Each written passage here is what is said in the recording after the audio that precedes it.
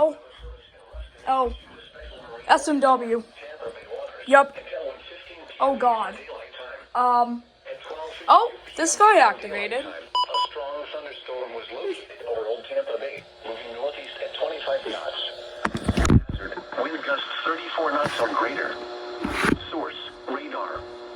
Impact, expect wind gusts in excess of 34 knots, suddenly higher waves, frequent lightning, and heavy downpours. Make sure all on board are wearing life jackets. Locations impacted include Hillsborough Bay, Jenny Bridge, Old Tampa Bay, Howard Franklin Bridge, and Courtney Campbell Causeway. Move to safe harbor until hazardous weather passes.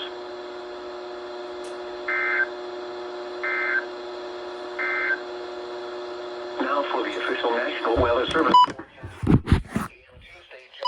Okay, suddenly I was trying to eat my food from Panda Express until I got a special rain warning.